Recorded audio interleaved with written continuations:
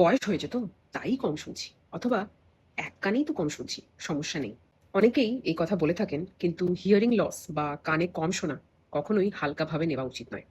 নমস্কার, আমি ডক্টর সুস্মিতা দত্ত, একজন নাক কান গলা স্পেশালিস্ট।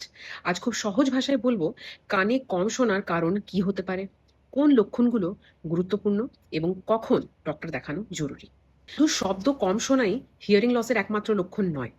অনেক সময় পেশেন্ট আমাদের বলে থাকেন, মানুষ কি বলছে বারবার রিপিট করতে হচ্ছে, টিভির ভলিউম বাড়িয়ে শুনতে হচ্ছে, ফোনে কি যেন একটা বললো, শুনতে পেলাম না, কানে ভোঁ ভোঁ করে আওয়াজ হচ্ছে, মানে টিনিটাস।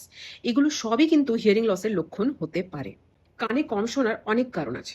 কিছু কমন কারণ হলো কানে ময়লা বা ভ্যাক্স জমে যাওয়া, ইনফেকশন হওয়া, মিডল ইয়ারে ফ্লুইড জমে যাওয়া, যাকে আমরা বলে থাকি otitis media with effusion, loud noise exposure, দীর্ঘদিন হাই ভলিউমে ইয়ারফোনে মিউজিক শোনা, বয়সজনিত হিয়ারিং লস, আর কিছু কিছু ক্ষেত্রে হিয়ারিং লস সাডেনও হতে পারে।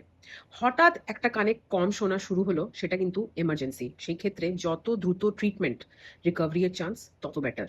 আমরা অনেকেই অভ্যাসবশত হেয়ার পিন, ম্যাচস্টিক, ইয়ারবাড, চাবি বা অন্য অনেক রকম জিনিস দিয়ে কান পরিষ্কার করি।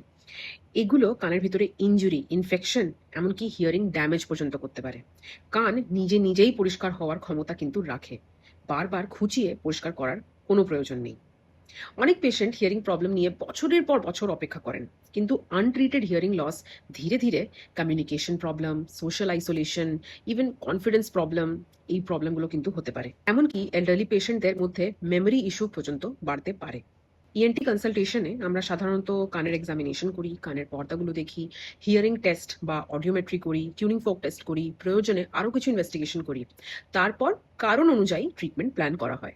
শরীরের প্রতিটি শব্দ কিন্তু গুরুত্বপূর্ণ, আর শোনার ক্ষমতা আমাদের জীবনের কোয়ালিটি এর সাথে সাথে গভীরভাবে জড়িত। তাই হিয়ারিং লসকে নর্মাল এজিং ভেবে কখনোই ইগনোর করবেন না।